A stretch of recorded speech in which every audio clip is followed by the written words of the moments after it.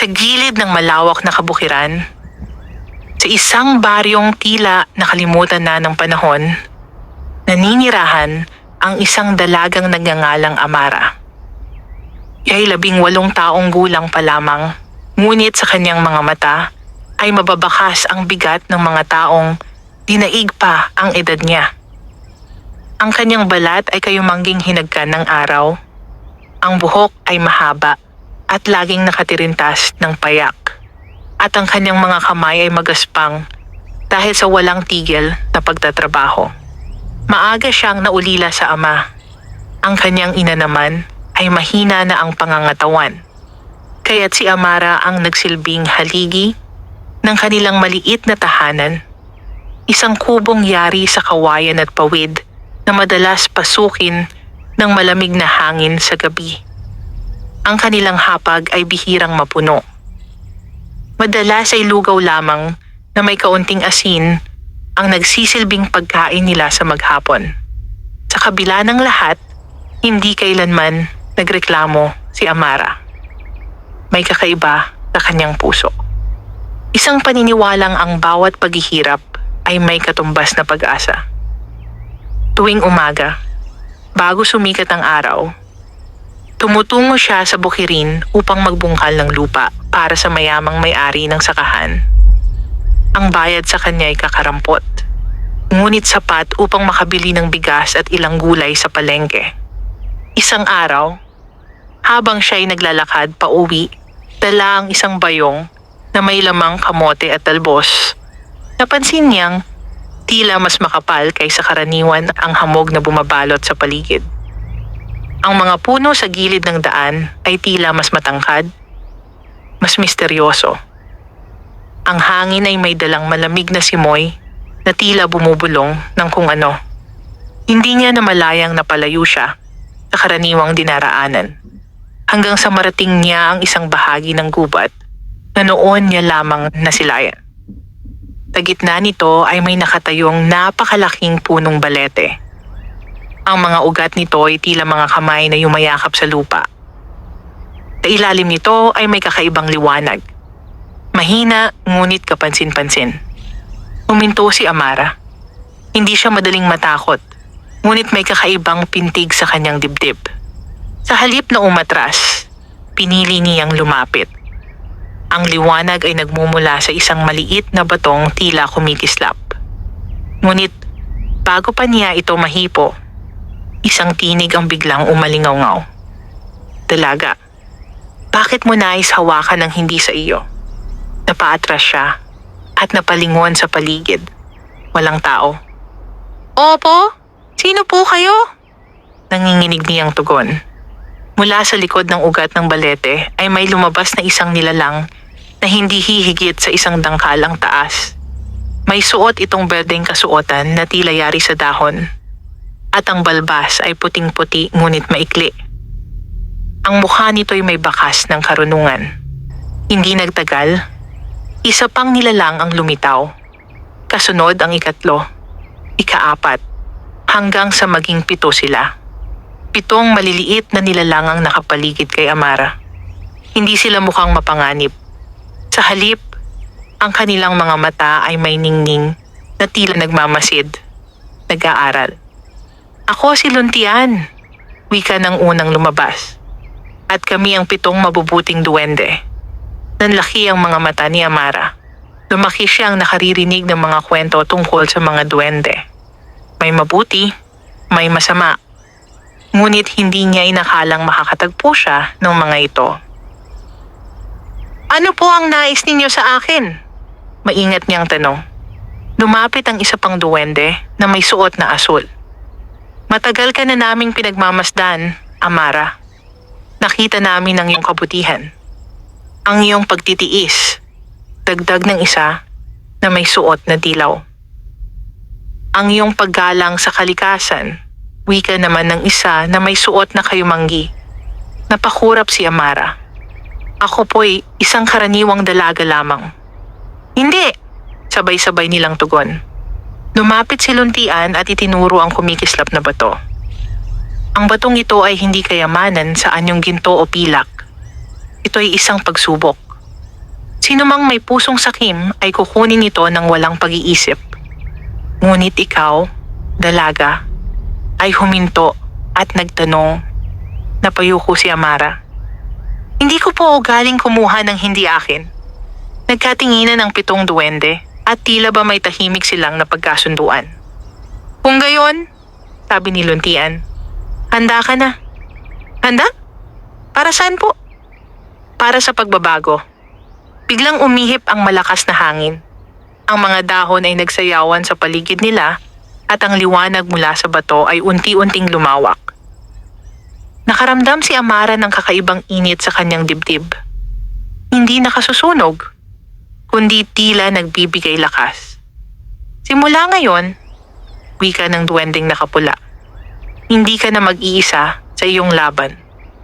Ano po ang ibig ninyong sabihin? Bawat isa sa amin ay magbibigay sa iyo ng isang biyaya. Paliwanag ng duwending may suot na lila. Ngunit tandaan mo, ang biyaya ay may kaakibat na pananagutan. Hindi pa man lubusang nauunawaan ni Amara ang kanilang tinutukoy. Naramdaman niya ang unti-unting paggaan ng kanyang puso. Para bang sa unang pagkakataon, may nakakita sa kanyang paghihirap.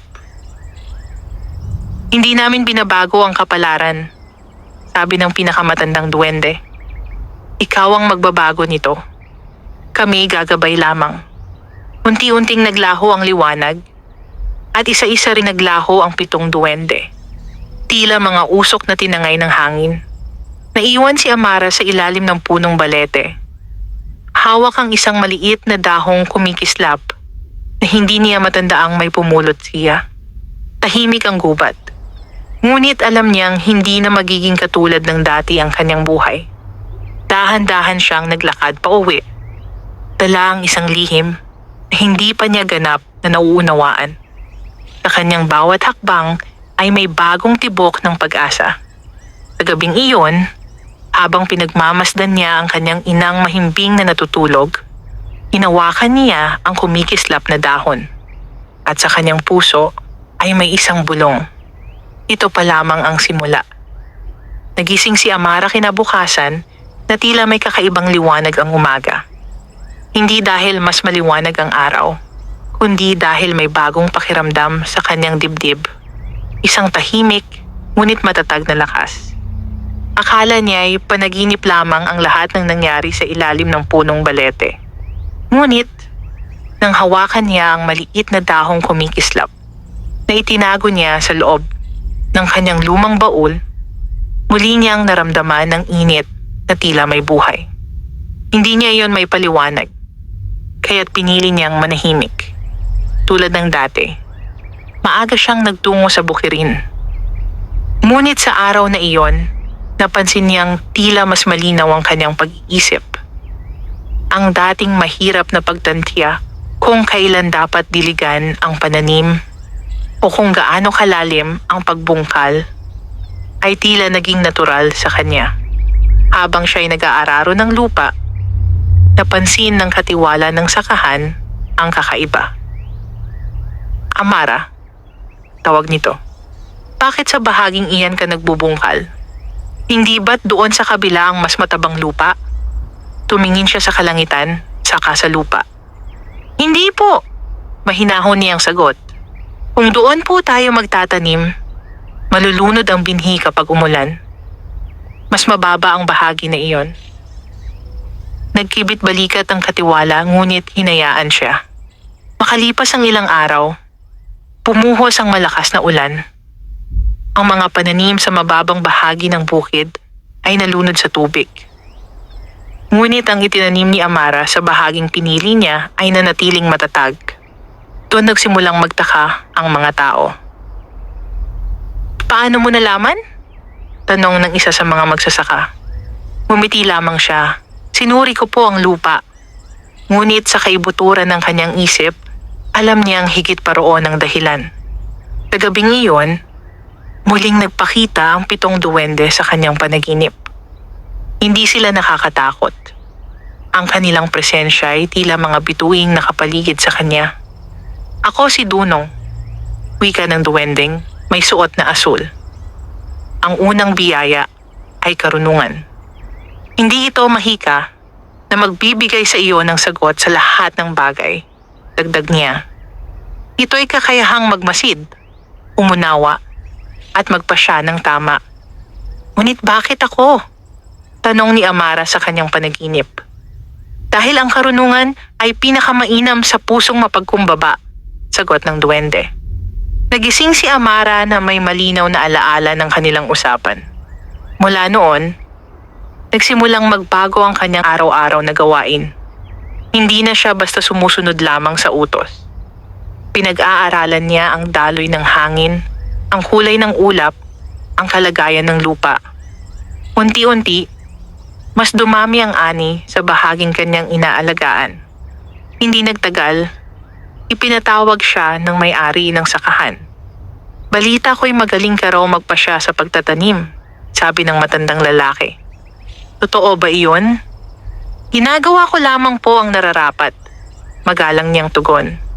Ibinigay sa kanya ang mas malaking bahagi ng bukid upang pangasiwaan. Hindi iyon malaking gantimpala sa paningin ng iba, ngunit para kay Amara, ito'y malaking hakbang. Ngunit, kasabay ng pag-angat ay ang pag-usbong ng inggit. May ilang kasamahan siyang hindi natuwa sa kanyang pag-unlad. Hindi naman siya nakapag-aral. Bulong ng isa. Bakit siya ang napili? Sabi ng isa pa. Narinig iyon ni Amara, ngunit hindi siya sumagot. Sa halip, mas lalo siyang nagsikap. Isang hapon, habang siya'y nag-iisa sa bukid, may lumapit na isang matandang babae na tila pagod at gutom. Ang kanyang damit ay luma at ang mga paa ay puno ng alikabok. Iha, mahina nitong sabi. Maaari ba akong makahingi ng kaunting tubig? Agad na iniabot ni Amara ang kanyang baong inumin at inanyayahan ng matanda na maupo sa lilim. Wala po akong maiaalok kundi kamote, sabi niya. Iniabot ang kanyang baon. Ngumiti ang matanda habang tinatanggap iyon. Sa kabila ng iyong pagangat, hindi nagbago ang iyong puso, sabi nito. Bago pa makapagsalita si Amara, tila kumislap ang paligid. Ang matandang babae ay nagbago ng anyo at sa kanyang harapan ay nakatayo ang duwending si Dunong. Ang karunungan na walang kabutihan ay nagiging kapalaluan, wika nito. Ngunit, ikaw ay nanatiling mapagkumbaba. Pagsubok po ba iyon? Mahinang tanong ni Amara. Tumango ang duwende. Ang unang biyaya ay lumalago lamang kung ito'y ginagamit hindi para sa sarili, kundi para sa iba.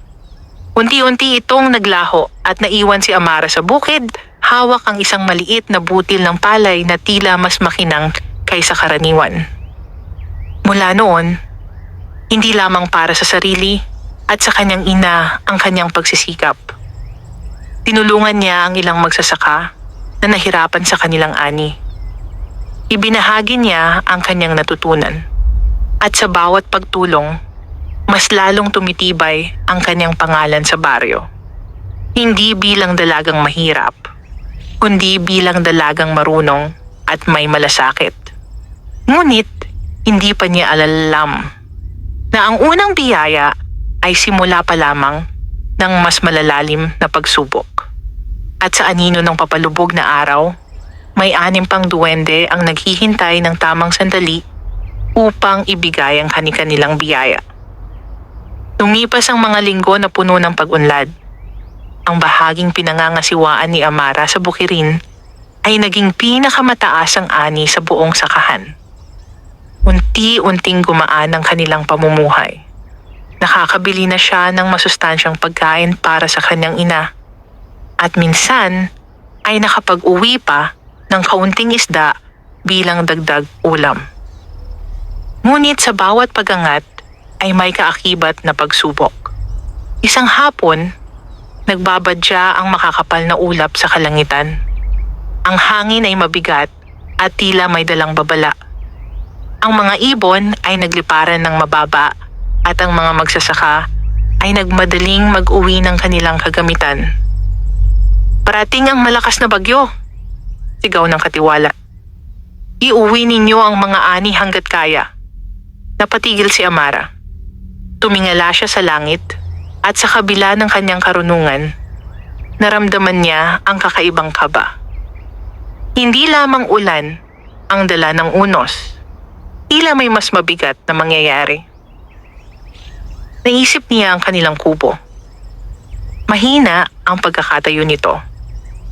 Ang bubong ay ilang ulit ng inayos ngunit nananatiling marupok. Hindi na siya nagatubili. Iniwan niya ang bukid at mabilis na tumakbo pa uwi.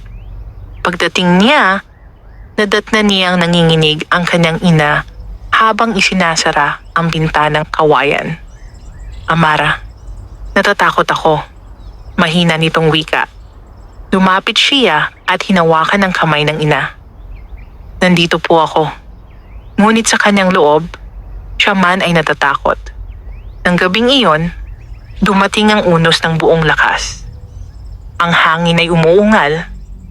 Ang ulan ay tila bumabayo sa lupa. Ang kanilang kubo ay umuuga sa bawat bugso ng hangin. May mga sandaling akala ni Amaray pabagsak na ito. Sa gitna ng kaguluhan, may naulinigan siyang pamilyar na tinig sa kanyang isipan. Ang takot ay hindi kahinaan. Sa kabila ng ingay ng hangin, tila malinaw ang mensaheng yon. Biglang kumislap ang maliit na dahon na itinago niya sa tabi ng kanilang higaan. Sa isang iglap, nagliwanag ang loob ng kubo. Hindi nakasisilaw, kundi nagbibigay kapanatagan. At sa liwanag na iyon, nakita niya ang anyo ng isa sa 7 duwende. Ang duwendeng may suot na pula, ang mga matay matatag at maapoy. Ako si Tapang, wika nito. Hindi ko kaya, bulong ni Amara. Hawak ang kanyang ina habang patuloy ang pag-uga ng kubo. Kaya mo, maring sagot ng duwende. Ang lakas ng loob ay hindi kawalan ng takot. Ito'y ang pagpiling kumilos kahit may takot. Isang malakas na hangin ang tumama sa kubo. May bahagi ng bubong ang natuklap. Hindi na nag-isip si Amara. Kumuha siya ng lubid at pinatibay ang poste sa loob. Inilagay niya ang kanyang ina sa pinakaligtas na sulok at tinakpan ng makapal na kumot. Sa bawat pag-uga ng hangin, nanatili siyang matatag. Sa loob ng kanyang dibdib, may kakaibang init. Parang apoy na nagbibigay lakas sa kanyang mga braso at katatagan sa kanyang isip. Magdamag niyang hinarap ang unos. Nang sumikat ang araw kinabukasan, wasak ang maraming pananim sa bukirin. May ilang kubo ang tuluyang bumagsak. Ngunit ang kanilang tahanan, bagaman may pinsala, ay nanatiling nakatayo. Napaupo si Amara sa labas habang pinagmamasdan ng paligid. Maraming kapitbahay ang umiiyak sa pagkawala ng kanilang ani. Hindi siya nagdalawang isip. Sa kabila ng pagod, tumulong siya sa pag-aayos ng mga nasirang bubong. Ginamit niya ang natitirang mga kahoy upang patatagin ang bahay ng isang matandang mag-asawa. Bakit mo pa kami tinutulungan? Tanong ng isang kapitbahay. Kayo man ay nasalanta. Ngumiti siya. Kung magkakasama po tayo, mas madali ang pagbangon. Sa kanyang likuran, sa lilim ng isang puno, sandaling nasilayan niya ang duwending si Tapang. Tumango ito bilang pagkilala. Ang lakas ng loob ay hindi lamang para sa sarili. Wika nito sa kanyang isipan. Ito ay para sa kapwa. Mula noon, napansin ng mga tao ang kakaibang katatagan ni Amara. Hindi siya basta nasisindak ng problema. Sa halip, siya ang unang kumikilos upang maghahanap ng solusyon. Ngunit ang ikalawang biyaya ay may mas malalim pang kahulugan. Isang gabi, habang nagpapahinga siya matapos ang maghapong pagtulong, muling nagpakita si Tapang sa kanyang panaginip. Darating ang araw, sabi nito, na ang pagsubok ay hindi lamang unos ng kalikasan. Mas mabigat pa ba roon? Tanong niya. Mas mabigat. Dahil ang haharapin mo ay hindi hangin, at ulan, kundi puso ng tao. Nagising si Amara na may bahagyang lamig sa kanyang dibdib. Hindi niya palubos na nauunawaan ng babala. Ngunit ramdam niyang ang bawat biyaya ay tila paghahanda para sa isang mas malaking laban. At sa malayo, sa ilalim ng punong balete na minsang naging saksi sa kanilang unang pagkikita, 5 duwende pa ang nagmamasid. Naghihintay ng tamang oras pang ihayag ang susunod na biyaya na magbabago sa takbo ng kanyang kapalaran. Pagkaraan ng unos, unti-unting bumalik ang sigla ng baryo. Ang mga pananim ay muling itinanim, ang mga sirang bubong ay naisaayos, at ang mga tao ay nagsimulang ngumiti muli sa kabila ng mga nawala. Ngunit sa kabila ng pagbangon ng lahat, may isang bagay na hindi napapansin ng marami. Ang mas lalong paglambot ng puso ni Amara. Isang umaga, habang siya'y patungo sa bukirin, may nakita siyang batang lalaki sa gilid ng daan. Marumi ang damit nito at tila ilang araw nang hindi nakakain. Nakaupo ito sa tabi ng isang punong kahoy, tahimik na umiyak. Lumapit si Amara. "Ano ang pangalan mo?" Mahinahon niyang tanong. "Si Moy po," sagot ng bata. Hindi tumitingin sa kanya. "Nasaan ang iyong mga magulang?" "Wala na po sila," bulong nito. "Tinangay po ng baha ang aming bahay." Parang may kumurot sa dibdib ni Amara. Naalala niya ang gabing halos tangayin din ng unos ang kanilang tahanan. Wala siyang dalang maraming pagkain. Kaunting tinapay at saging lamang para sa maghapon. Ngunit hindi siya nagatubili. Iniabot niya ang kalahati nito kay Simoy. "Kumain ka muna," sabi niya. "Paano po kayo?"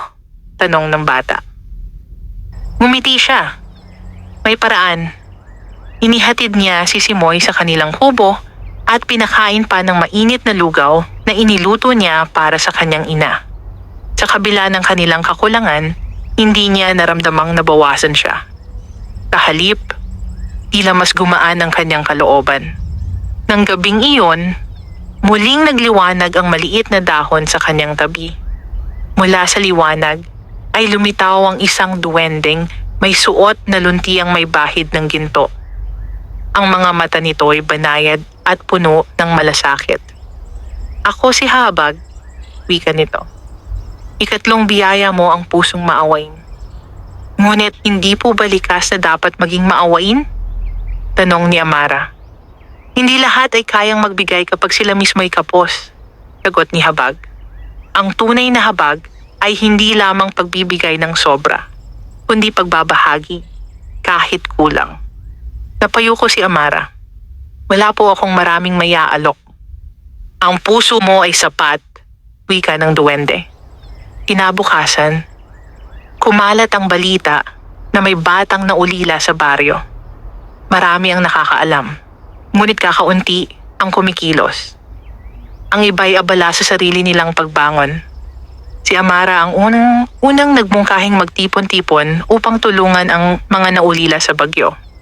Nag-ikot siya sa mga bahay, hindi upang humingi para sa sarili, kundi para sa mga batang tulad ni Simoy. "Kaunting bigas lamang po," sabi niya sa bawat pintuan. "O lumang damit."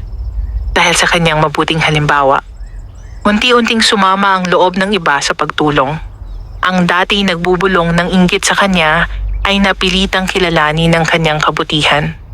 Isang hapon, habang abala siya sa pamamahagi ng mga nakalap na pagkain, may lumapit na babaeng matagal nang may lihim na galit sa kanya. "Hindi ka ba napapagod sa kakaisip sa iba?" Mataray nitong tanong. "Napapagod po," tapat na sagot ni Amara. "Ngunit, mas nakakapagod po ang walang ginagawa habang may nagugutom." Hindi nakasagot ang babae. Sa lilim ng punong malapit sa kanila, sandaling nasilayan ni Amara ang duwending si Habag. Nakangiti ito.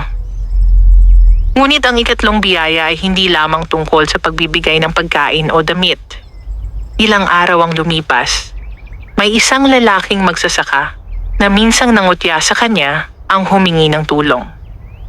Nasira ang kanyang ani dahil sa maling pagtatanim at halos wala na siyang maipakain sa pamilya. Alam ni Amara na ang lalaking iyon ang isa sa mga nagsabing hindi siya karapat-dapat sa tiwalang ibinigay sa kanya ng may-ari ng sakahan. May sandaling nagatubili siya. Sa loob ng kanyang dibdib, may munting kirot, isang paalala ng mga salitang nakasakit sa kanya noon. Ngunit, naalala niya ang tinig ni Habag. Ang tunay na awa ay hindi pumipili. Lumapit siya sa magsasaka at inilahad ang mga dapat gawin upang maayos ang susunod na pagtatanim. Nagbigay siya ng ilang butil ng dekalidad na binhi na ibinigay sa kanya bilang gantimpala. Bakit mo ako tinutulungan? Nahihiyang tanong ng lalaki. Dahil pare-pareho po tayong bumabangon, sagot niya. Sa gabing iyon, sa kanyang panaginip, muling nagpakita si Habag. Ang pusong marunong magpatawad ay mas makapangyarihan kaysa sa pusong marunong gumanti, sabi nito. Unti-unting nauunawaan ni Amara na ang bawat biyaya ay hindi hiwalay sa isa't isa. Ang karunungan ay gumagabay sa kanyang isip. Ang tapang ay nagpapatatag sa kanyang loob. At ang habag ay nagpapalalim sa kanyang pagkatao. Ngunit kasabay ng paglawak ng kanyang impluwensya sa baryo ay ang paglapit ng isang bagong anino. May isang taong hindi natuwa sa pagbabago ng tingin ng lahat kay Amara. At sa isang sulok ng baryo, may pusong unti-unting napupuno ng inggit. Pusong maaaring maging pinakamalaking pagsubok na haharapin niya. Sa ilalim ng buwan na tahimik na nakatunghay sa lupa, 4 pang duwende ang nagmamasid. Ang susunod na biyaya ay hindi na lamang tungkol sa kabutihan, kundi tungkol sa katotohanang kailangang ipaglaban. Sa paglipas ng mga araw, lalong tumingkad ang pangalan ni Amara sa baryo. Hindi na lamang siya kilala bilang masipag na dalaga, kundi bilang taong may malasakit at dunong. Marami ang lumalapit sa kanya upang humingi ng payo. Mula sa pagtatanim hanggang sa pag-aayos ng mga suliranin sa tahanan. Ngunit, habang lumalawak ang tiwala ng tao sa kanya, may isang pusong unti-unting nilalamon ng inggit. Si Clara, anak ng katiwala ng sakahan, ay matagal nang itinuturing na pinakamaabilidad sa baryo.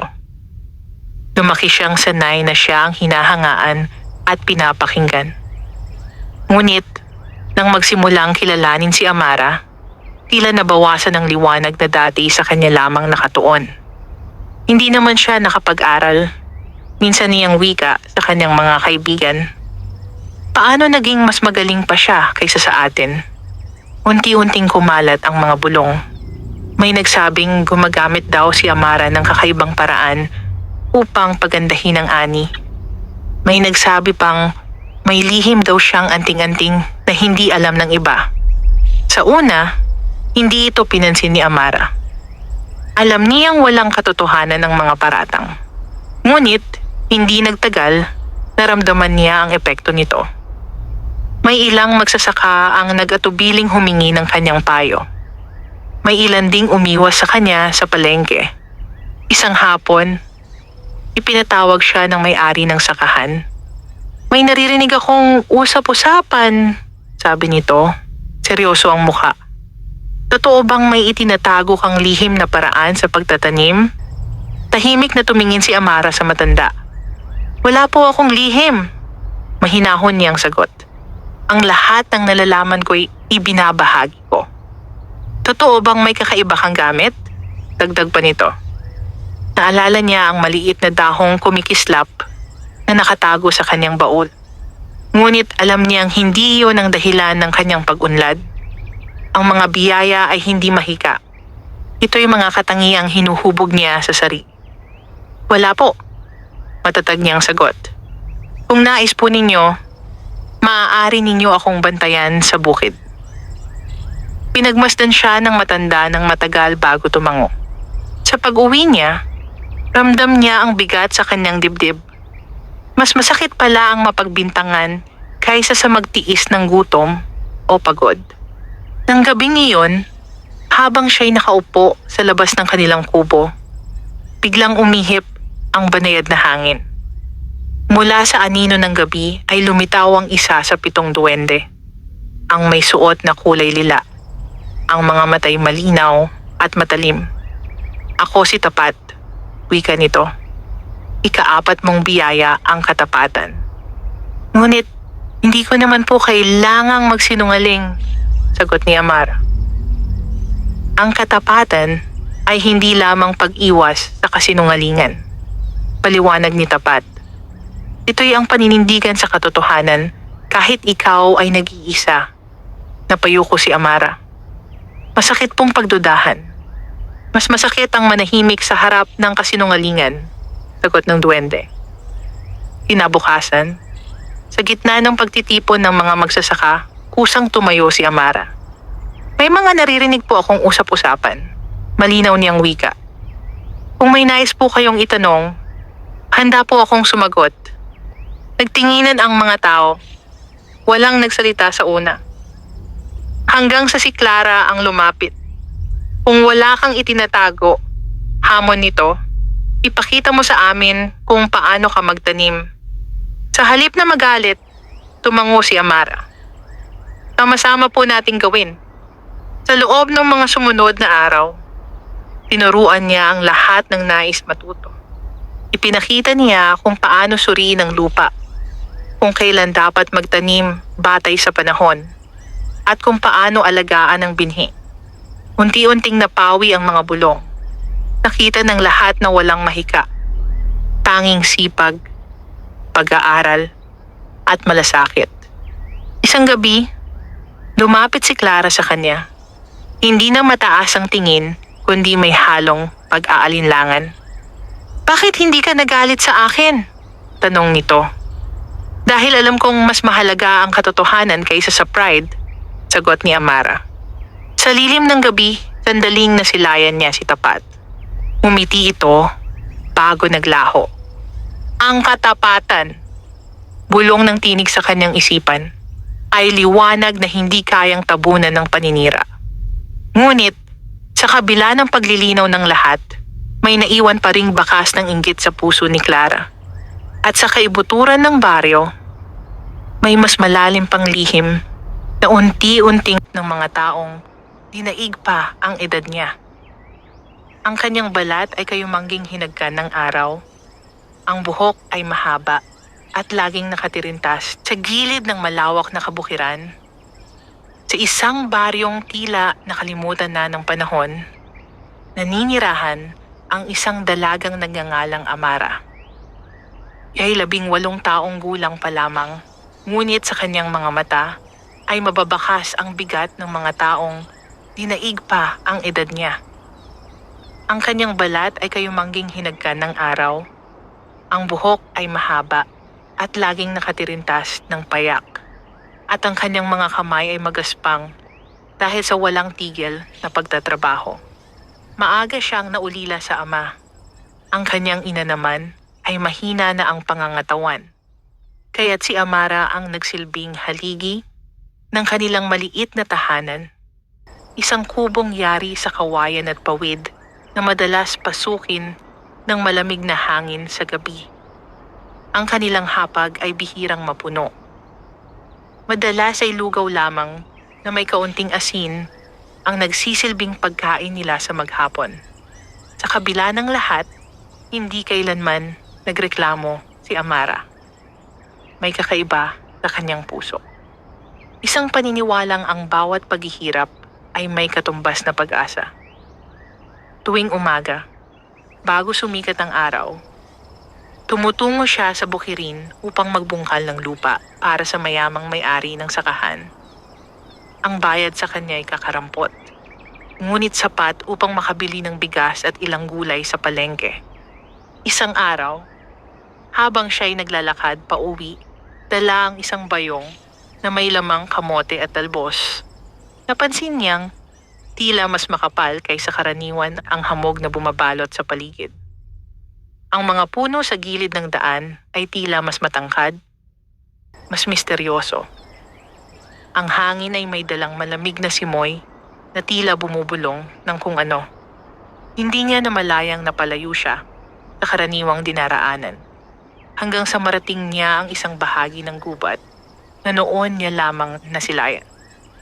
Sa gitna nito ay may nakatayong napakalaking punong balete. Ang mga ugat nito ay tila mga kamay na yumayakap sa lupa. Sa ilalim nito ay may kakaibang liwanag. Mahina ngunit kapansin-pansin. Huminto si Amara. Hindi siya madaling matakot, ngunit may kakaibang pintig sa kanyang dibdib. Sa halip na umatras, pinili niyang lumapit. Ang liwanag ay nagmumula sa isang maliit na batong tila kumikislap. Ngunit bago pa niya ito mahipo, isang tinig ang biglang umalingaw-ngaw. Dalaga, bakit mo nais hawakan ng hindi sa iyo? Napaatras siya at napalingon sa paligid. Walang tao. Opo, sino po kayo? Nanginginig niyang tugon. Mula sa likod ng ugat ng balete ay may lumabas na isang nilalang na hindi hihigit sa isang dangkal ang taas. May suot itong berdeng kasuotan na tila yari sa dahon. At ang balbas ay puting-puti ngunit maikli. Ang mukha nito'y may bakas ng karunungan. Hindi nagtagal, isa pang nilalang ang lumitaw. Kasunod ang ikatlo, ikaapat, hanggang sa maging 7 sila. 7 maliliit na nilalang ang nakapaligid kay Amara. Hindi sila mukhang mapanganib. Sa halip, ang kanilang mga mata ay may ningning na tila nagmamasid, nag-aaral. Ako si Luntian, wika ng unang lumabas. At kami ang 7 mabubuting duwende. Nanlaki ang mga mata ni Amara. Lumaki siyang nakaririnig ng mga kwento tungkol sa mga duwende. May mabuti, may masama. Ngunit hindi niya inakalang makakatagpo siya ng mga ito. Ano po ang nais ninyo sa akin? Maingat niyang tanong. Lumapit ang isa pang duwende na may suot na asul.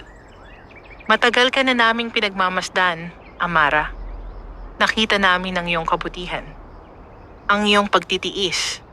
Dagdag ng isa na may suot na dilaw. Ang iyong paggalang sa kalikasan. Wika naman ng isa na may suot na kayumanggi. Napakurap si Amara. Ako po'y isang karaniwang dalaga lamang. Hindi! Sabay-sabay nilang tugon. Lumapit si Luntian at itinuro ang kumikislap na bato. Ang batong ito ay hindi kayamanan sa anyong ginto o pilak. Ito ay isang pagsubok. Sino mang may pusong sakim ay kukunin ito ng walang pag-iisip. Ngunit ikaw, dalaga, ay huminto at nagtanong. Napayuko si Amara. Hindi ko po galing kumuha ng hindi akin. Nagkatinginan ang 7 duwende at tila ba may tahimik silang napagkasunduan. Kung gayon, sabi ni Luntian, handa ka na. Handa? Para saan po? Para sa pagbabago. Biglang umihip ang malakas na hangin. Ang mga dahon ay nagsayawan sa paligid nila at ang liwanag mula sa bato ay unti-unting lumawak. Nakaramdam si Amara ng kakaibang init sa kanyang dibdib. Hindi nakasusunog, kundi tila nagbibigay lakas. Simula ngayon, wika ng duwending nakapula, hindi ka na mag-iisa sa iyong laban. Ano po ang ibig ninyong sabihin? Bawat isa sa amin ay magbibigay sa iyo ng isang biyaya. Paliwanag ng duwending may suot na lila. Ngunit tandaan mo, ang biyaya ay may kaakibat na pananagutan. Hindi pa man lubusang nauunawaan ni Amara ang kanilang tinutukoy. Naramdaman niya ang unti-unting paggaan ng kanyang puso. Para bang sa unang pagkakataon, may nakakita sa kanyang paghihirap. Hindi namin binabago ang kapalaran, sabi ng pinakamatandang duwende. Ikaw ang magbabago nito. Kami gagabay lamang. Unti-unting naglaho ang liwanag at isa-isa ring naglaho ang 7 duwende. Tila mga usok na tinangay ng hangin. Naiwan si Amara sa ilalim ng punong balete. hawak ang isang maliit na dahong kumikislap na hindi niya matandaang may pumulot siya. Tahimik ang gubat. Ngunit alam niyang hindi na magiging katulad ng dati ang kanyang buhay. Dahan-dahan siyang naglakad pauwi. Dala ang isang lihim na hindi pa niya ganap na nauunawaan. Sa kanyang bawat hakbang ay may bagong tibok ng pag-asa. Sa gabing iyon, habang pinagmamasdan niya ang kanyang inang mahimbing na natutulog, hinawakan niya ang kumikislap na dahon. At sa kanyang puso ay may isang bulong. Ito pa lamang ang simula. Nagising si Amara kinabukasan na tila may kakaibang liwanag ang umaga. Hindi dahil mas maliwanag ang araw, kundi dahil may bagong pakiramdam sa kanyang dibdib. Isang tahimik, ngunit matatag na lakas. Akala niya ay panaginip lamang ang lahat ng nangyari sa ilalim ng punong balete. Ngunit, nang hawakan niya ang maliit na dahong kumikislap, na itinago niya sa loob ng kanyang lumang baul, muli niyang naramdaman ng init na tila may buhay. Hindi niya iyon may paliwanag, kaya't pinili niyang manahimik. Tulad ng dati, maaga siyang nagtungo sa bukirin. Ngunit sa araw na iyon, napansin niyang tila mas malinaw ang kanyang pag-iisip. Ang dating mahirap na pagtantya kung kailan dapat diligan ang pananim o kung gaano kalalim ang pagbungkal ay tila naging natural sa kanya. Habang siya'y nag-aararo ng lupa, napansin ng katiwala ng sakahan ang kakaiba. Amara, tawag nito. Bakit sa bahaging iyan ka nagbubungkal? Hindi ba't doon sa kabila ang mas matabang lupa? Tumingin siya sa kalangitan, saka sa lupa. Hindi po, mahinahon niyang sagot. Kung doon po tayo magtatanim, malulunod ang binhi kapag umulan. Mas mababa ang bahagi na iyon. Nagkibit balikat ang katiwala ngunit hinayaan siya. Makalipas ang ilang araw, pumuhos ang malakas na ulan. Ang mga pananim sa mababang bahagi ng bukid ay nalunod sa tubig. Ngunit ang itinanim ni Amara sa bahaging pinili niya ay nanatiling matatag. Doon nagsimulang magtaka ang mga tao. Paano mo nalaman? Tanong ng isa sa mga magsasaka. Ngumiti lamang siya. Sinuri ko po ang lupa. Ngunit sa kaibuturan ng kanyang isip, alam niyang higit pa roon ang dahilan. Sa gabing iyon, muling nagpakita ang 7 duwende sa kanyang panaginip. Hindi sila nakakatakot. Ang kanilang presensya ay tila mga bituing nakapaligid sa kanya. Ako si Dunong, wika ng duwendeng may suot na asul. Ang unang biyaya ay karunungan. Hindi ito mahika na magbibigay sa iyo ng sagot sa lahat ng bagay. Dagdag niya.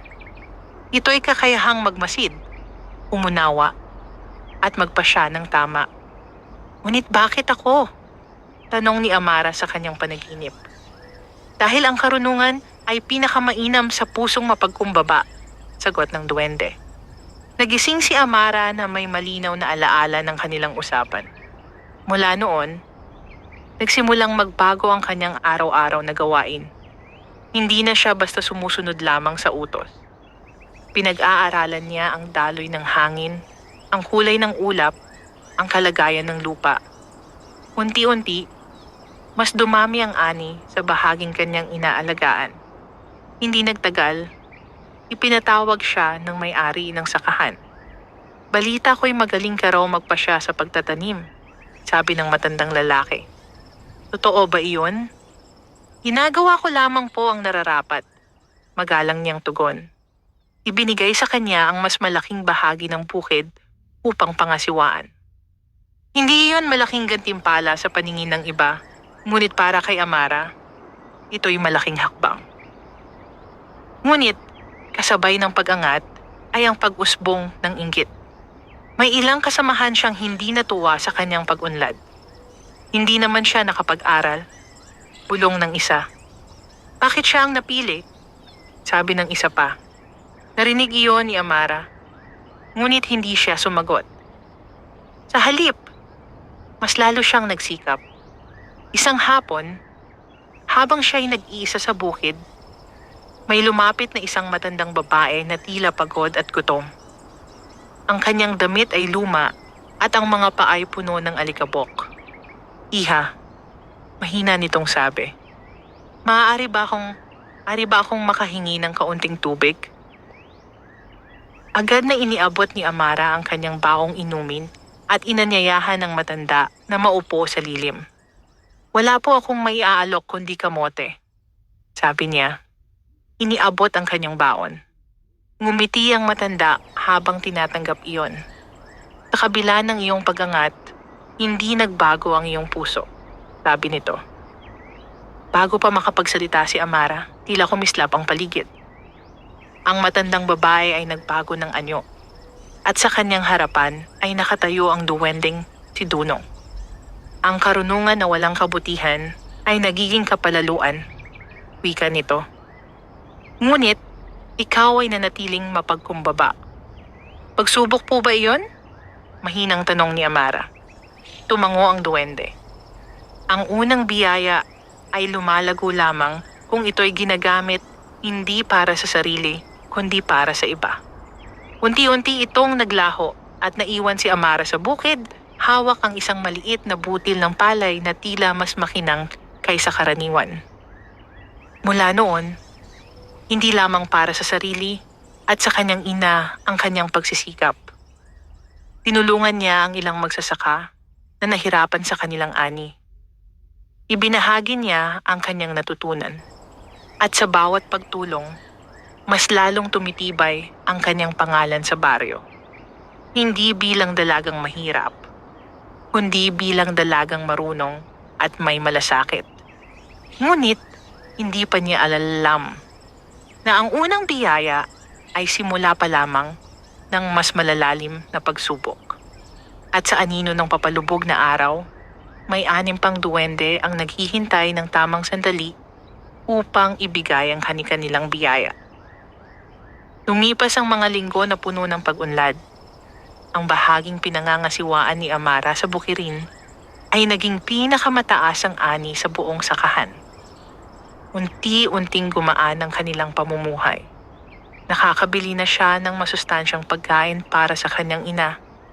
At minsan ay nakapag-uwi pa ng kaunting isda bilang dagdag ulam.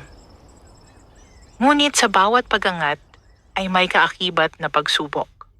Isang hapon, nagbabadya ang makakapal na ulap sa kalangitan. Ang hangin ay mabigat at tila may dalang babala. Ang mga ibon ay nagliparan ng mababa at ang mga magsasaka ay nagmadaling mag-uwi ng kanilang kagamitan. "Parating ang malakas na bagyo," sigaw ng katiwala. "Iuwi ninyo ang mga ani hanggat kaya." Napatigil si Amara. Tumingala siya sa langit at sa kabila ng kanyang karunungan, naramdaman niya ang kakaibang kaba. Hindi lamang ulan ang dala ng unos. Tila may mas mabigat na mangyayari. Naisip niya ang kanilang kubo. Mahina ang pagkakatayo nito. Ang bubong ay ilang ulit ng inayos ngunit nananatiling marupok. Hindi na siya nagatubili. Iniwan niya ang bukid at mabilis na tumakbo pa uwi. Pagdating niya, nadatnan niyang nanginginig ang kanyang ina habang isinasara ang bintanang kawayan. "Amara, natatakot ako," mahina nitong wika. Lumapit siya at hinawakan ang kamay ng ina. "Nandito po ako." Ngunit sa kanyang loob, siya man ay natatakot. Nang gabing iyon, dumating ang unos ng buong lakas. Ang hangin ay umuungal. Ang ulan ay tila bumabayo sa lupa. Ang kanilang kubo ay umuuga sa bawat bugso ng hangin. May mga sandaling akala ni Amaray babagsak na ito. Sa gitna ng kaguluhan, may naulinigan siyang pamilyar na tinig sa kanyang isipan. Ang takot ay hindi kahinaan. Sa kabila ng ingay ng hangin, tila malinaw ang mensaheng yon. Biglang kumislap ang maliit na dahon na itinago niya sa tabi ng kanilang higaan. Sa isang iglap, nagliwanag ang loob ng kubo. Hindi nakasisilaw. kundi nagbibigay kapanatagan. At sa liwanag na iyon, nakita niya ang anyo ng isa sa 7 duwende. Ang duwendeng may suot na pula, ang mga matay matatag at maapoy. Ako si Tapang, wika nito. Hindi ko kaya, bulong ni Amara. Hawak ang kanyang ina habang patuloy ang pag-uga ng kubo. Kaya mo, maring sagot ng duwende. Ang lakas ng loob ay hindi kawalan ng takot. Ito'y ang pagpiling kumilos kahit may takot. Isang malakas na hangin ang tumama sa kubo. May bahagi ng bubong ang natuklap. Hindi na nag-isip si Amara. Kumuha siya ng lubid at pinatibay ang poste sa loob. Inilagay niya ang kanyang ina sa pinakaligtas na sulok at tinakpan ng makapal na kumot. Sa bawat pag-uga ng hangin, nanatili siyang matatag. Sa loob ng kanyang dibdib, may kakaibang init. Parang apoy na nagbibigay lakas sa kanyang mga braso at katatagan sa kanyang isip. Magdamag niyang hinarap ang unos. Nang sumikat ang araw kinabukasan, wasak ang maraming pananim sa bukirin. May ilang kubo ang tuluyang bumagsak. Ngunit ang kanilang tahanan, bagaman may pinsala, ay nanatiling nakatayo. Napaupo si Amara sa labas habang pinagmamasdan ng paligid. Maraming kapitbahay ang umiiyak sa pagkawala ng kanilang ani. Hindi siya nagdalawang isip. Sa kabila ng pagod, tumulong siya sa pag-aayos ng mga nasirang bubong. Ginamit niya ang natitirang mga kahoy upang patatagin ang bahay ng isang matandang mag-asawa. Bakit mo pa kami tinutulungan? Tanong ng isang kapitbahay. Kayo man ay nasalanta. Ngumiti siya. Kung magkakasama po tayo, mas madali ang pagbangon. Sa kanyang likuran, sa lilim ng isang puno, sandaling nasilayan niya ang duwending si Tapang. Tumango ito bilang pagkilala. Ang lakas ng loob ay hindi lamang para sa sarili. Wika nito sa kanyang isipan. Ito ay para sa kapwa. Mula noon, napansin ng mga tao ang kakaibang katatagan ni Amara. Hindi siya basta nasisindak ng problema. Sa halip, siya ang unang kumikilos upang maghahanap ng solusyon. Ngunit ang ikalawang biyaya ay may mas malalim pang kahulugan. Isang gabi, habang nagpapahinga siya matapos ang maghapong pagtulong, muling nagpakita si Tapang sa kanyang panaginip. Darating ang araw, sabi nito, na ang pagsubok ay hindi lamang unos ng kalikasan. Mas mabigat pa ba roon? Tanong niya. Mas mabigat. Dahil ang haharapin mo ay hindi hangin at ulan, kundi puso ng tao. Nagising si Amara na may bahagyang lamig sa kanyang dibdib. Hindi niya palubos na nauunawaan ang babala. Ngunit ramdam niyang ang bawat biyaya ay tila paghahanda para sa isang mas malaking laban.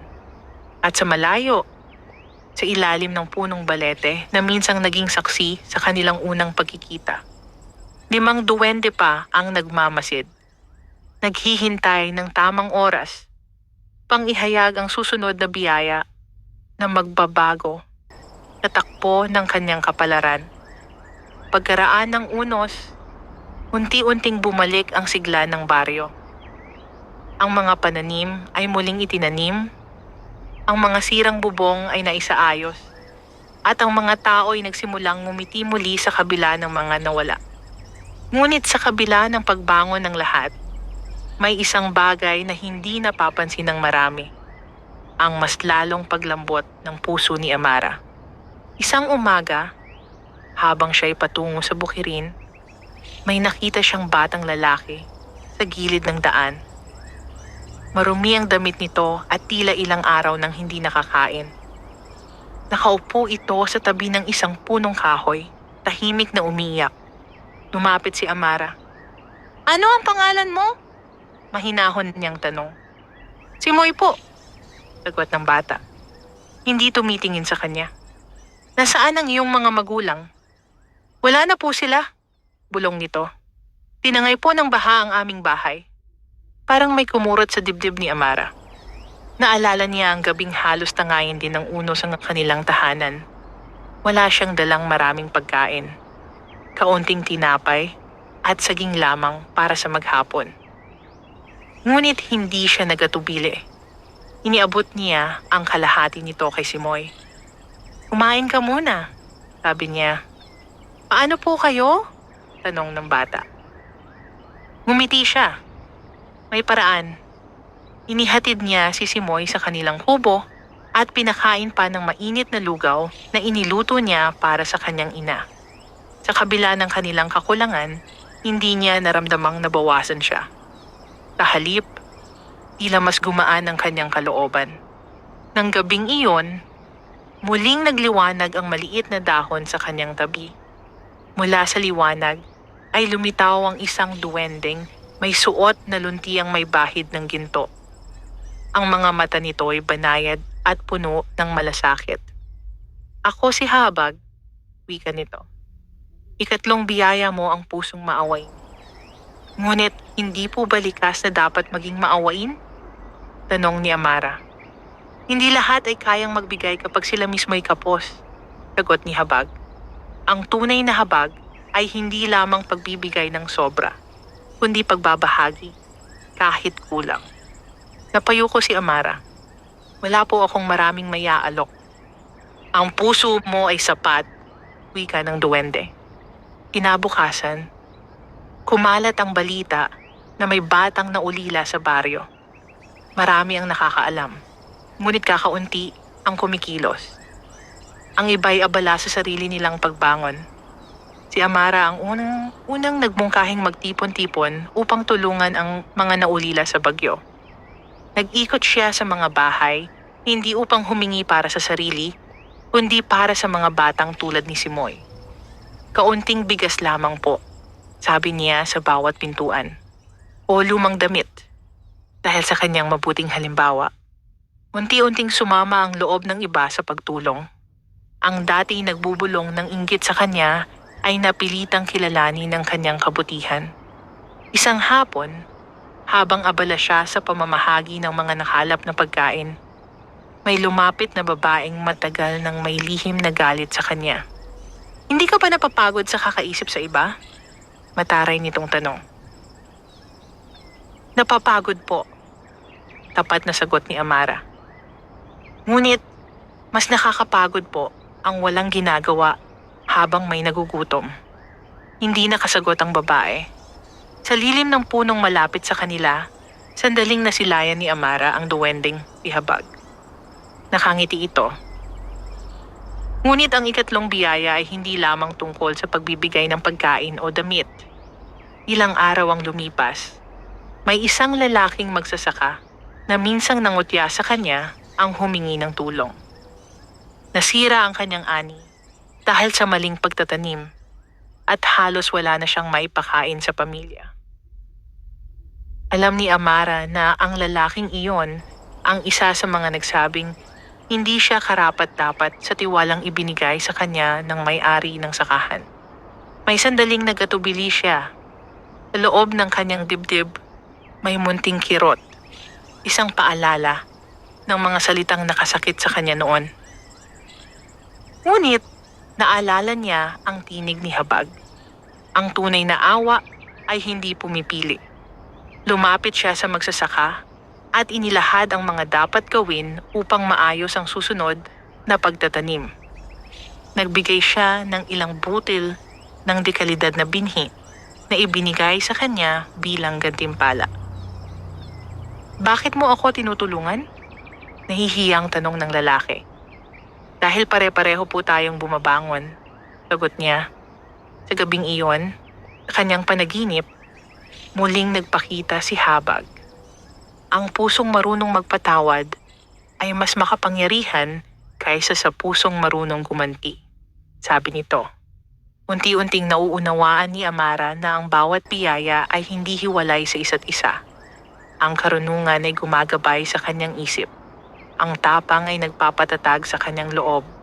At ang habag ay nagpapalalim sa kanyang pagkatao. Ngunit kasabay ng paglawak ng kanyang impluwensya sa baryo ay ang paglapit ng isang bagong anino. May isang taong hindi natuwa sa pagbabago ng tingin ng lahat kay Amara. At sa isang sulok ng baryo, may pusong unti-unting napupuno ng inggit. Pusong maaaring maging pinakamalaking pagsubok na haharapin niya. Sa ilalim ng buwan na tahimik na nakatunghay sa lupa, 4 pang duwende ang nagmamasid.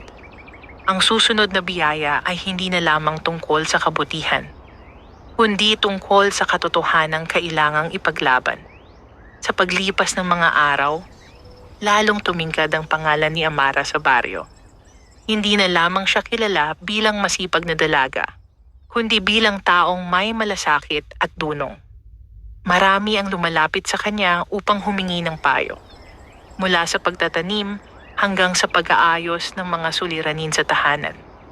Ngunit, habang lumalawak ang tiwala ng tao sa kanya, may isang pusong unti-unting nilalamon ng inggit. Si Clara, anak ng katiwala ng sakahan, ay matagal nang itinuturing na pinakamaabilidad sa baryo. Lumaki siyang sanay na siya ang hinahangaan at pinapakinggan. Ngunit, nang magsimulang kilalanin si Amara, tila nabawasan ang liwanag na dati sa kanya lamang nakatuon. Hindi naman siya nakapag-aral. Minsan niyang wika sa kanyang mga kaibigan. Paano naging mas magaling pa siya kaysa sa atin? Unti-unting kumalat ang mga bulong. May nagsabing gumagamit daw si Amara ng kakaibang paraan upang pagandahin ang ani. May nagsabi pang may lihim daw siyang anting-anting na hindi alam ng iba. Sa una, hindi ito pinansin ni Amara. Alam niyang walang katotohanan ng mga paratang. Ngunit, hindi nagtagal, naramdaman niya ang epekto nito. May ilang magsasaka ang nag-atubiling humingi ng kanyang payo. May ilan ding umiwas sa kanya sa palengke. Isang hapon, ipinatawag siya ng may-ari ng sakahan. May naririnig akong usap-usapan, sabi nito. Seryoso ang mukha. Totoo bang may itinatago kang lihim na paraan sa pagtatanim? Tahimik na tumingin si Amara sa matanda. Wala po akong lihim. Mahinahon niyang sagot. Ang lahat ng nalalaman ko'y ibinabahagi ko. Totoo bang may kakaiba kang gamit? Dagdag pa nito. Naalala niya ang maliit na dahong kumikislap na nakatago sa kanyang baul. Ngunit alam niyang hindi iyon ang dahilan ng kanyang pag-unlad. Ang mga biyaya ay hindi mahika. Ito'y mga katangiang hinuhubog niya sa sarili. Wala po, matatag niyang sagot. Kung nais po ninyo, maaari ninyo akong bantayan sa bukid. Pinagmasdan siya ng matanda ng matagal bago tumango. Sa pag-uwi niya, ramdam niya ang bigat sa kanyang dibdib. Mas masakit pala ang mapagbintangan kaysa sa magtiis ng gutom o pagod. Nang gabing iyon, habang siya'y nakaupo sa labas ng kanilang kubo, biglang umihip ang banayad na hangin. Mula sa anino ng gabi ay lumitaw ang isa sa 7 duwende, ang may suot na kulay lila, ang mga matay malinaw at matalim. Ako si Tapat, wika nito. Ika-4 mong biyaya ang katapatan. Ngunit, hindi ko naman po kailangang magsinungaling, sagot ni Amara. Ang katapatan ay hindi lamang pag-iwas sa kasinungalingan. Paliwanag ni Tapat. Ito'y ang paninindigan sa katotohanan kahit ikaw ay nag-iisa. Napayuko si Amara. Masakit pong pagdudahan. Mas masakit ang manahimik sa harap ng kasinungalingan, sagot ng duwende. Kinabukasan, sa gitna ng pagtitipon ng mga magsasaka, kusang tumayo si Amara. May mga naririnig po akong usap-usapan. Malinaw niyang wika. Kung may nais po kayong itanong, handa po akong sumagot. Nagtinginan ang mga tao. Walang nagsalita sa una. Hanggang sa si Clara ang lumapit. Kung wala kang itinatago, hamon nito, ipakita mo sa amin kung paano ka magtanim. Sa halip na magalit, tumango si Amara. Sama-sama po nating gawin. Sa loob ng mga sumunod na araw, tinuruan niya ang lahat ng nais matuto. Ipinakita niya kung paano suriin ang lupa, kung kailan dapat magtanim batay sa panahon, at kung paano alagaan ang binhi. Unti-unting napawi ang mga bulong. Nakita ng lahat na walang mahika. Tanging sipag, pag-aaral, at malasakit. Isang gabi, lumapit si Clara sa kanya. Hindi na mataas ang tingin, kundi may halong pag-aalinlangan. "Bakit hindi ka nagalit sa akin?" tanong nito. "Dahil alam kong mas mahalaga ang katotohanan kaysa sa pride," sagot ni Amara. Sa lilim ng gabi, sandaling nasilayan niya si Tapat. Umiti ito bago naglaho. Ang katapatan, bulong ng tinig sa kanyang isipan, ay liwanag na hindi kayang tabunan ng paninira. Ngunit, sa kabila ng paglilinaw ng lahat, may naiwan pa ring bakas ng inggit sa puso ni Clara. At sa kaibuturan ng baryo, may mas malalim pang lihim na unti-unting nahahayag. Isang lihim na maaaring magbago hindi lamang sa buhay ni Amara, kundi sa kapalaran ng buong komunidad. Sa ilalim ng punong balete, 3 duwende na lamang ang naghihintay. Ang susunod na biyaya ay hindi na basta katangian ng puso, kundi kapangyarihang susukat sa tunay na layunin ng kanyang kabutihan. Lumipas ang mga buwan at muling sumagana ang bukirin. Masagana ang ani at dahil sa maingat na pamamahala, nagkaroon ng sapat na supply ng palay ang baryo. Ang dating pangamba sa gutom ay napalitan ng pag-asa.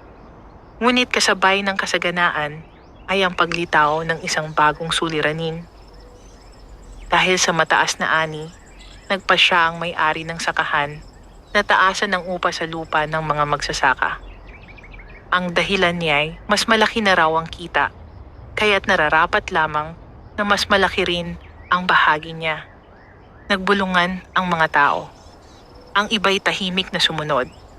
Ang iba na may nagalit, ngunit natakot magsalita. Isang gabi, may ilang magsasaka ang lihim na nagtungo sa kubo ni na Amara. "Ikaw ang pinakikinggan ng marami," sabi ng isa. "Tulungan mo kami." "Hindi po ako pinuno," sagot niya. "Ngunit, ikaw ang may lakas ng loob at malinaw na isip," dagdag ng isa pa. Napaisip si Amara. Alam niyang may karapatan ng may-ari sa kanyang lupa. Ngunit alam din niyang hindi makatarungan ang biglaang pagtaas ng upa, lalo na't kakabangon pa lamang ng marami mula sa unos. Hindi siya agad nagsalita. Sa halip, hiniling niyang pag-isipan muna ang lahat. Nang gabing iyon, sa ilalim ng tahimik na buwan, muling nagpakita ang isa sa 7 duwende.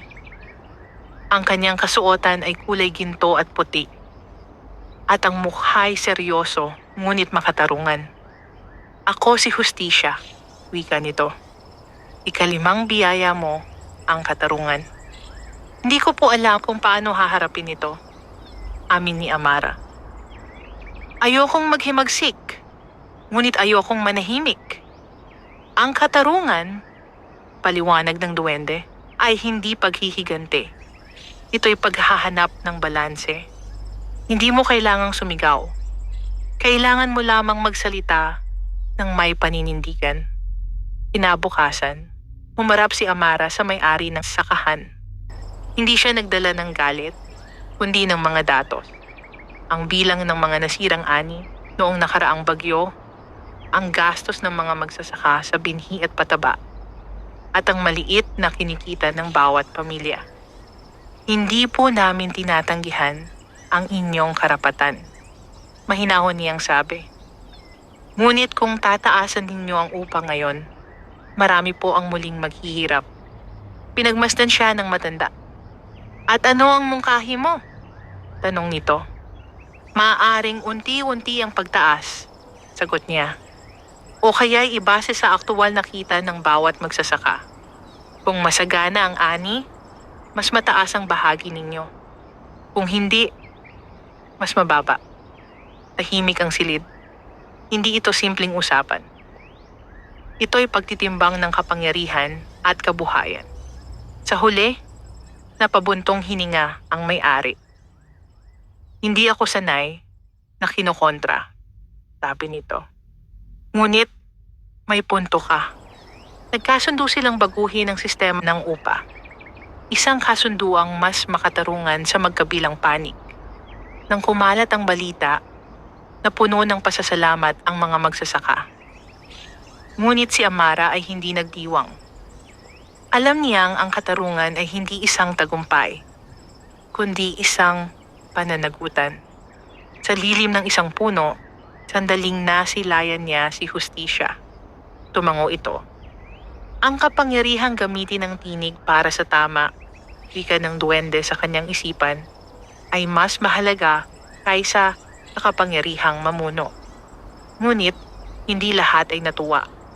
May ilang taong nagsimulang mag-isip na si Amara ay nagiging masyadong maimpluwensya. May bulong na baka balang araw ay siya na ang magdikta sa baryo. Maging si Clara ay muling nabalot ng pag-aalinlangan.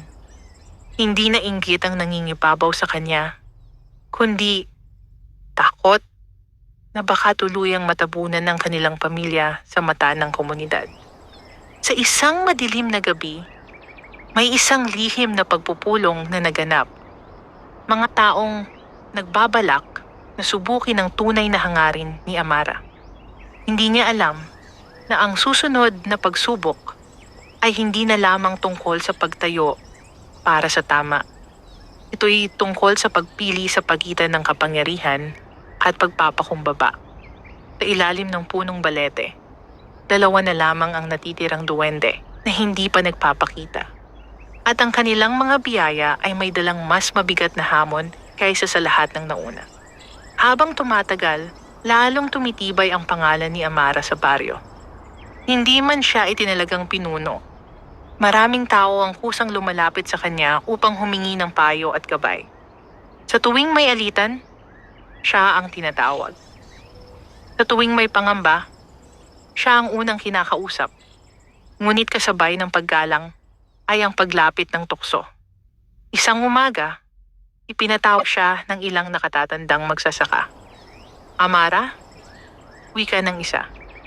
Marami sa amin ang naniniwalang dapat kang maging tagapamagitan ng baryo. May tiwala kami sa iyo. Nagulat siya. Hindi po ako karapat-dapat. Agad niyang sagot. Mas karapat-dapat ka kaysa sa iba. Dagdag ng isa pa. May talino ka. May tapang. May malasakit. Hindi niya alam kung matutuwa o mangangamba. Sa kaibuturan ng kanyang puso, may munting tinig na nagsabing, kaya niya. Ngunit, may isa pang tinig na nagbabala. Ang kapangyarihan ay maaaring magbago ng tao. Habang naglalakad pa uwi, napansin niyang mas marami ang bumabati sa kanya. May mga batang tumatakbo upang magmano. May mga ina na nagpapasalamat sa kanyang tulong. Sa unang pagkakataon, naramdaman niya ang bigat ng paghanga. Nang gabing iyon, habang tahimik ang paligid, muling kumislap ang maliit na dahon sa kanyang tabi. Mula sa liwanag, ay lumitaw ang isa sa 2 natitirang duwende. Ang kanyang kasuotan ay kulay puti na may bahid ng pilak, at ang kanyang mga mata ay payapa ngunit matalim. Ako si Loob, wika nito. Ika-6 mong biyaya ang pagpapakumbaba. Napatingin si Amara sa kanya. Hindi ko po hinahangad ang kapangyarihan. Ang tukso ng kapangyarihan ay hindi laging lantad, sagot ni Loob. Minsan, ito'y dumarating sa anyo ng papuri. Natahimik si Amara. Ang pagpapakumbaba, patuloy ng duwende, ay hindi pagmamaliit sa sarili. Ito'y ang pagkilala na ang lahat ng iyong kakayahan ay may layunin at hindi ikaw ang sentro nito. Kinabukasan, nagtipon ang mga tao sa gitna ng baryo. Inaasahan nilang tatanggapin ni Amara ang mungkahi na siya ang maging pangunahing tagapamagitan sa mga usapin. Tumayo siya sa harap nila. Tahimik ngunit matatag. Lubos po akong nagpapasalamat sa inyong tiwala. Animula niya. Ngunit, ang baryo ay hindi dapat umasa sa isang tao lamang. Nagkatinginan ang mga tao. Kung nais ninyo ng pagbabago, gawin po natin ito ng sama-sama. Magtatagpo tayo ng konsehong binubuo ng iba't ibang kinatawan. Magsasaka, kababaihan, nakatatanda, at kabataan. Ngunit mas madali kung ikaw na lamang, sabi ng isa. Mas madali, ngunit hindi mas matibay, sagot niya. Ang tunay na lakas ng komunidad ay nasa pagkakaisa. Tahimik ang lahat. Sa huli, pumayag ang mga tao. Nabuo ang isang maliit na konseho kung saan si Amara ay isa lamang sa mga kasapi. Mula sa malayo, sa lilim ng isang puno, sandaling nasilayan niya si Loob.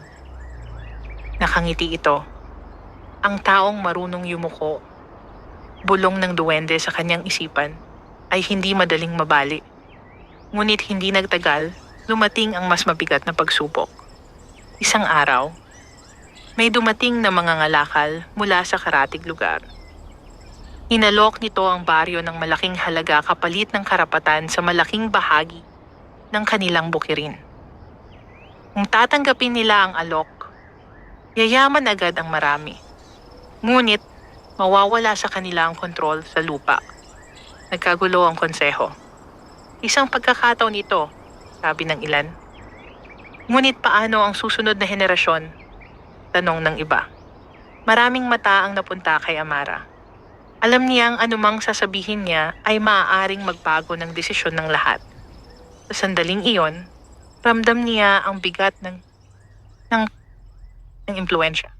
Isang kapangyarihang kayang magangat o magpabagsak. Naalala niya ang mga salita ni Loob. Hindi siya dapat maging sentro. Sa halip na magdikta, nagmungkahi siya ng masusing pag-aaral. Pinakinggan niya ang bawat panig. Hinayaan niyang magsalita ang mga tahimik. Tumulong siyang timbangin ang pangmatagalang epekto kaysa sa panandaliang yaman. Sa huli, nagpa siya ang konseho na tanggihan ang alok. Hindi ito madaling desisyon. Ngunit ito'y bunga ng kolektibong pag-iisip, hindi ng isang tao lamang. Nang gabing iyon, muling nagpakita si Loob sa kanyang panaginip. Ang kapangyarihang hindi inaangkin, wika nito, ay siyang pinakamatatag. Nagising si Amara na may mas malinaw na pag-unawa. Sa 7 biyaya, isa na lamang ang hindi pa niya ganap na natatanggap. At ramdam niyang ang huling biyayang iyon ang magbubukas ng pinto sa tunay na layunin ng kanyang pagbabago. Sa ilalim ng punong balete, ang pinakahuling duwende ay nagmamasid. At ang kanyang biyaya ay hindi lamang para kay Amara, kundi para sa kapalaran ng buong baryo. Sa kabila ng matatag na desisyong tanggihan ang alok ng mga ngalakal, hindi natapos ang pagsubok ng baryo. Ilang linggo matapos ang pagpupulong ng konseho, nagsimulang bumaba ang presyo ng kanilang ani sa pamilihan. Ang mga bumibili ay tila nagkaisa na ibagsak ang halaga ng palay. Parang may nagmamaniobra. Bulong ng ilang magsasaka. Hindi nagtagal, nalaman nilang ang mga ngalakal na tinanggihan nila ang siyang may impluwensya sa mga mamimili sa karatig lugar. Tahimik itong gumanti. Unti-unting bumalik ang pangamba sa mga tao. May ilan ang nagsimulang magsisi. Kung tinanggap na lang sana natin ang alok, wika ng isa. Mas madali sana ang buhay, dagdag pa ng iba. Maging ang ilang kasapi ng konseho ay nabahala. Muli, napatingin ang lahat kay Amara. Ngunit sa pagkakataong ito, wala siyang agarang sagot. Sa unang pagkakataon, mula nang makilala niya ang 7 duwende, nakaramdam siya ng matinding pagdududa. Paano kung mali ang kanilang naging desisyon? Paano kung ang kanyang mga payo ang nagdala sa baryo sa mas mahirap na kalagayan? Sa gabing iyon, hindi siya makatulog. Tahimik siyang lumabas ng kubo. at naglakad patungo sa punong balete, ang lugar kung saan nagsimula ang lahat. Ang gabi madilim, tila walang buwan. Ang hangin ay malamig at ang paligid ay tahimik na parang naghihintay. Lumuhod siya sa ilalim ng puno. Kung ito ang bunga ng aming pinili, bulong niya, bigyan ninyo ako ng lakas upang harapin ito. Walang agad na sumagot. Ngunit ilang sandali pa'y may banayad na liwanag na sumibol mula sa mga ugat ng balete. Mula rito ay lumitaw ang pinakahuling duwende. Ang kanyang kasuotan ay kulay bughaw na may munting bituin na kumikislap. Ang kanyang mukha ay payapa at ang kanyang presensya ay tila nagbibigay kapanatagan. Ako, si Pananalig, wika nito. Ikaw ang huli, mahinang sabi ni Amara. Oh, tugon nito. At ang huli mong biyaya ay pananampalataya. May pananampalataya naman po ako, sagot niya. Ngunit may bahid ng pag-aalinlangan ang kanyang tinig. Ang tunay na pananampalataya, paliwanag ni Pananalig, ay hindi lamang paniniwala kapag maliwanag ang landas. Ito ay pananatiling matatag kahit hindi mo nakikita ang susunod na hakbang. Napayuko si Amara. Natatakot po ako ang naging dahilan ng paghihirap nila. Ang desisyon ay hindi ginawang mag-isa, sagot ng duwende. Ngunit bilang gabay, kailangan mong maniwala hindi lamang sa sarili mo, kundi sa kakayahan ng komunidad na magtiwala at magtiis. Unti-unting luminaw ang kanyang isipan. Hindi pa tapos ang kwento, dagdag ni Pananalig. Ang bawat pagsubok ay may dalang pagkakataon. Kinabukasan, tinipon ni Amara ang konseho at mga magsasaka. Hindi natin kayang kontrolin ang presyo sa pamilihan, malinaw niyang sabi. Ngunit kaya nating baguhin ang paraan ng ating pagbebenta. Nagkaroon ng mainit na talakayan. Sa huli, nagpasya silang magbuklod at magtayo ng sariling kooperatiba. Sa halip na umasa sa iisang mamimili, naghahanap sila ng direktang pamilihan sa mas malalayong lugar. Pinagsama-sama nila ang kanilang ani upang mas malakas ang kanilang puwersa sa negosasyon. Hindi ito naging madali. Maraming lakad, maraming pag-uusap, maraming pagtanggi. Ngunit, hindi sumuko si Amara. Sa bawat araw na tila mabigat ang lahat, inaalala niya ang mga salita ni Pananalig. Unti-unting nagbunga ang kanilang pagsisikap. Nakahanap sila ng mga mamimiling handang magbigay ng makatarungang presyo. Ang baryo ay hindi agad yumaman, ngunit hindi rin ito bumagsak. Isang hapon, habang pinagmamasdan niya ang mga magsasakang abala sa pag-aani, muling nagpakita sa kanya ang 7 duwende. Hindi sa panaginip, kundi sa liwanag ng dapit hapon. Kakatabi silang nakatayo. Natanggap mo na ang 7 biyaya, sabi ni Luntian. Karunungan, wika ni Dunong. Tapang, dagdag ni Tapang. Habag, ani ni Habag. Katapatan, sabi ni Tapat. Katarungan, wika ni Hustisya.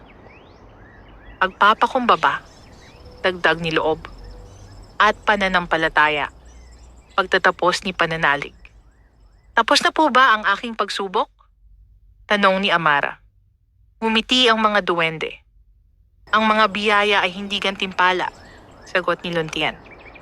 Ito'y mga binhi. Nasa iyo kung paano mo ito palalaguin. Hindi namin binago ang iyong kapalaran, dagdag ni Pananalig. Ikaw ang humubog nito. Unti-unti silang naglaho. Parang mga alitap-tap na tinangay ng hangin. Naiwan si Amara sa gitna ng bukirin. Hindi na lamang bilang dalagang mahirap, kundi bilang ilaw ng kanyang komunidad. Ngunit alam niyang ang tunay na pagbabago ay hindi nasusukat sa yaman o pagkilala. Ito'y nasusukat sa dami ng pusong natutong maniwala muli. At sa kauna-unahang pagkakataon, hindi na niya kailangan ng liwanag, ng mahiwagang dahon. Sapagkat ang liwanag ay nasa kanya na. Lumipas ang mga taon na tila hangin na dahan-dahang humahaplos sa bukirin. Ang baryo na minsang nabalot ng takot at kakulangan ay unti-unting naging huwaran ng pagkakaisa at pagtitiyaga. Ang kooperatibang sinimulan sa gitna ng pangamba ay ngayon ay matatag na sandigan ng kabuhayan ng maraming pamilya. Hindi ito naging madali. May mga panahong muling bumaba ang presyo ng ani. May mga panahong nagkaroon ng peste sa palayan. Ngunit sa bawat pagsubok, hindi na nagkawatak-watak ang komunidad. Natuto silang magplano ng sama-sama. Natuto silang mag-ipon para sa panahon ng pangangailangan. Natuto silang makinig sa isa't isa. At sa gitna ng lahat, naroon si Amara. Hindi bilang pinuno, kundi bilang tagapagpaalala ng mga aral na minsang itinanim sa kanyang puso. Isang umaga, habang siya'y naglalakad sa gilid ng palayan, nilapitan siya ni Clara. Matagal na mula nang huli silang nagkaroon ng tahimik na pag-uusap. Amara, panimula nito. Mas mahinahon na ang tinig kaysa dati. May nais akong ipagtapat. Huminto si Amara at hinarap siya. Naiinggit ako sa iyo noon, diretso nitong sabi. Pakiramdam ko, inagaw mo ang lugar na matagal ko ng hawak. Hindi nagsalita si Amara. Hinayaan niyang matapos si Clara.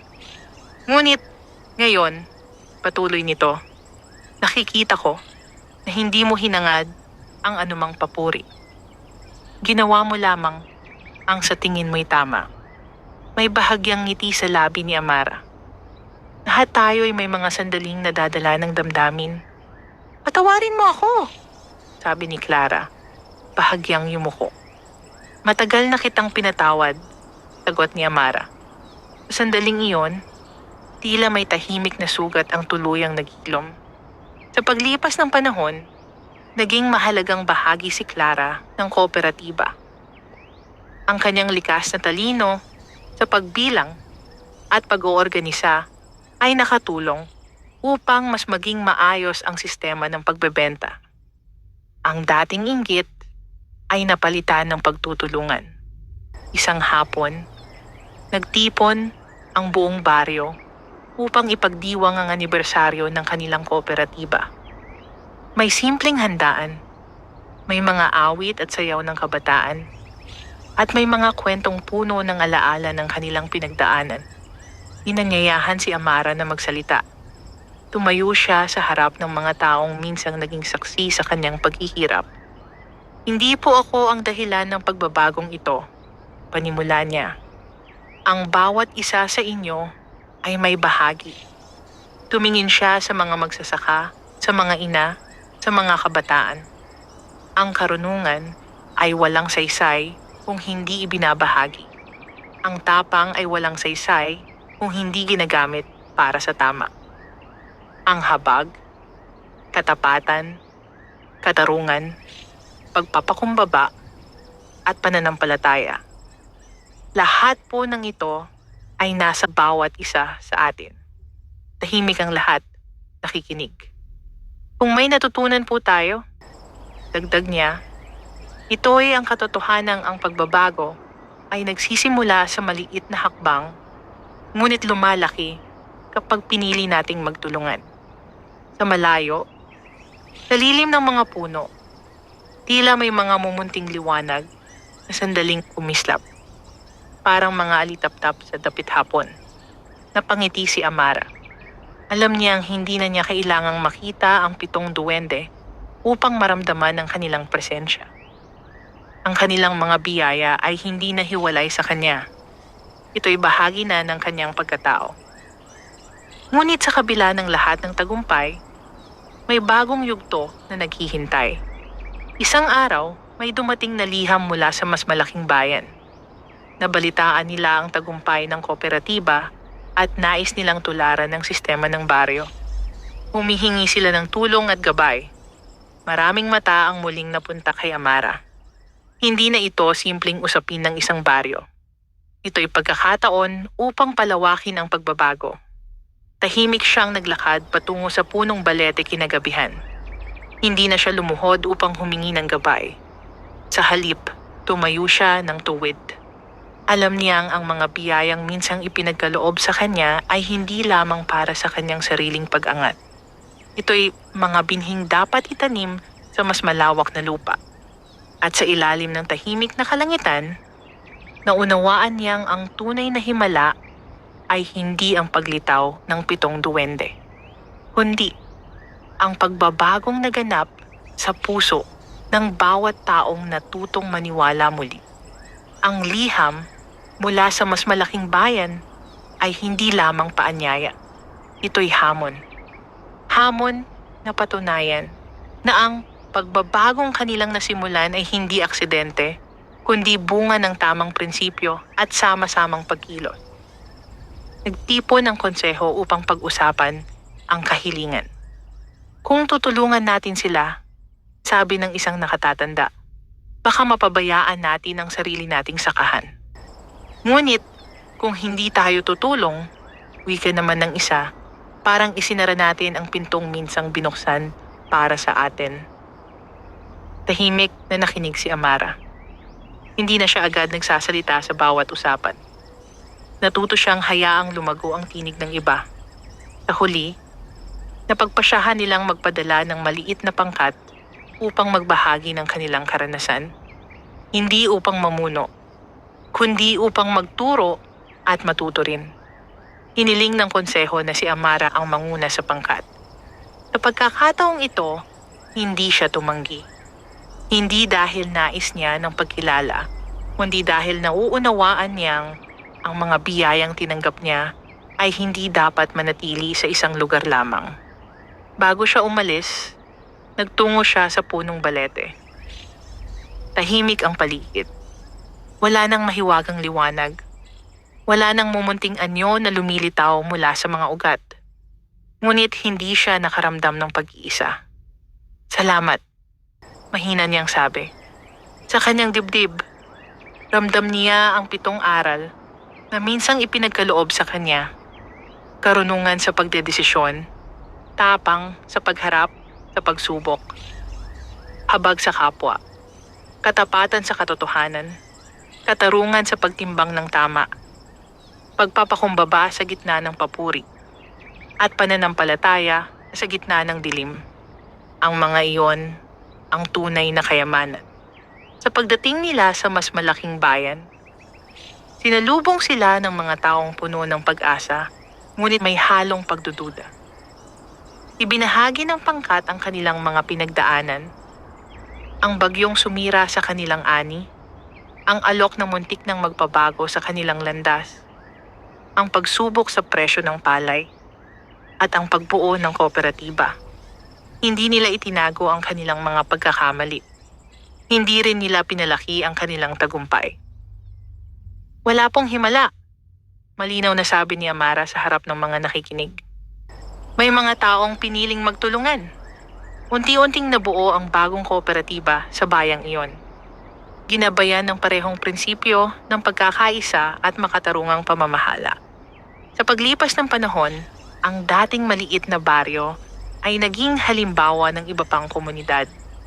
Hindi dahil sa yaman, kundi dahil sa sistemang nakabatay sa tiwala at malasakit. At si Amara, nanatili siyang payak. Patuloy pa rin siyang nagtatanim sa bukirin. Patuloy pa rin niyang inaalagaan ng kanyang ina. Ang kanyang pangalan ay binabanggit ng may paggalang, ngunit hindi niya iyon inangkin bilang titulo. Isang dapit hapon, habang pinagmamasdan niya ang mga batang naglalaro sa palayan, nilapitan siya ni Simoy. Ang batang minsang umiyak sa gilid ng daan. Nanay Amara, tawag nito. Sapagkat siya na ang tumayong gabay nito sa paglipas ng mga taon. Totoo po ba ang kwento tungkol sa 7 duwende? Napangiti siya. May mga kwento, sagot niya, na hindi mahalaga kung totoo o hindi. Ang mahalagay ang aral na iniiwan. Kung sakaling makita ko sila, sabi ng bata, ano po ang hihilingin ko? Tumingin siya sa malawak na bukirin kung saan ang mga tao ay abala ngunit masaya. Huwag kang humiling ng yaman. Mahinahon niyang tugon. Humiling ka ng pusong marunong magmahal, isip na marunong umunawa, at loob na marunong manindigan. Tahimik na tumango si Simoy. Sa sandaling iyon, may banayad na hangin na umihip sa palayan. Ang mga dahon ay kumislap sa liwanag ng papalubog na araw. Sa malayo, tila may 7 mumunting liwanag na saglit na nagpakita at muling naglaho. Ngunit hindi na iyon mahalaga. Sapagkat ang tunay na mahika ay hindi na sa mga duwende. Ito'y nasa pusong piniling magbago at sa komunidad na piniling maniwala na ang kabutihan, kapag inalagaan, ay kayang magpalago ng mundong minsang nabalot ng kahirapan.